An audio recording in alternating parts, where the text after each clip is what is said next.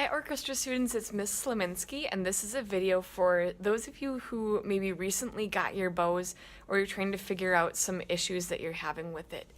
One of the common things I hear from people in the first couple of weeks is, something happened, I don't know what to do I need to go and take my bow into a shop? A common thing is to have a hair that gets loose on your bow, like this one here. So I want to show you what you can do. It's totally safe for you as a student or you as a parent to take this off. What probably happened is this particular bow hair got caught on, it's a cello bow, it might have gotten caught on some of the Velcro of the case or something, or just something else. Sometimes it just gets tugged a little hard or it gets pushed against something and a hair can get loose. Here's what you can do. Get your bow, right now I'm just holding on with my knees, but have something holding on to the actual bow so it's not sliding around. I grab the hair and start wrapping it around my finger, and then when I get really close, I gently just tug that hair out. And then, voila, you have the bow hair. I usually just throw this away. If you have a violin or a viola, you can actually try playing your instrument with this. It's kind of goofy, but yeah, usually just throw that hair away. And then just look close. If there's any small pieces that are left, right here, I see, like, this is from another time, I suppose, just another like 1-inch piece.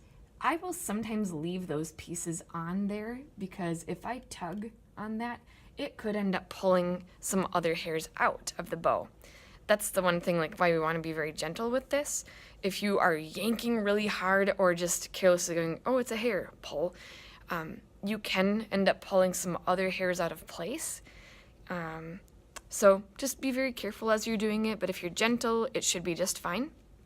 I also would just say I recommend not using scissors. Some people do use scissors on this, again, just to avoid getting any other hairs that you don't want to pull out or snip off.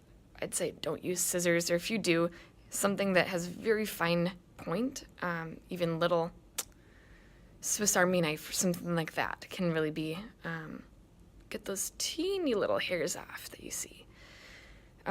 Any other things that tend to be issues, if your bow really is just not getting a good sound no matter what you're doing, no matter if you're getting your very best bow hold on there, honestly, half the time the issue is just I don't sound good because my bow hold has morphed into something like the rock or the very, very long pointer finger. No matter what instrument you play, this is not a good bow hold. Violins, violas, and cellos should be starting with this bucktooth bunny shape. Your thumb should be going just above this black piece called the frog. It should not be going in the mouth of the frog. It should also not be going on the eye of the frog. We're not trying to hold like this. We are trying to hold with a very round shape. Okay?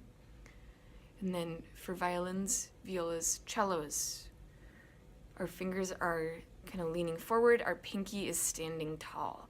If you play bass, you'll be wrapping your bow at your second knuckle, nice and deep. Again, fingers that are, think of it as a bass player, your knuckles are going straight to the ground, like so. Bass players, most common other issues with your bow is it's not sounding good because you are moving your arm like this. No one should move their arm like this. You're not pulling a lawnmower to start it. We're swinging an arm as a bass player, or as a cello, violin, or viola player. We are opening our elbow or closing our elbow, trying to get our bow to move as smooth and straight as possible. Okay, so those are two of the most common things that you might run into as you're starting with your bows. Number one, check that your bow is ready by tightening it. You have a loose hair, now you know how to take care of that. If you have loose hairs when the stick and hair are close to each other, that is not an issue. A lot of bows will look like this when your bow is resting, when it's loose. That is fine. It is an issue if your bow has been tightened and it passes our tightness checks, like the pinky check or the bounce resistance check, and if it still has some loose hairs, that's where it's an issue. Okay, there will be more and more videos coming out with great sound and just other tips. So thanks for tuning in. We'll see you next time.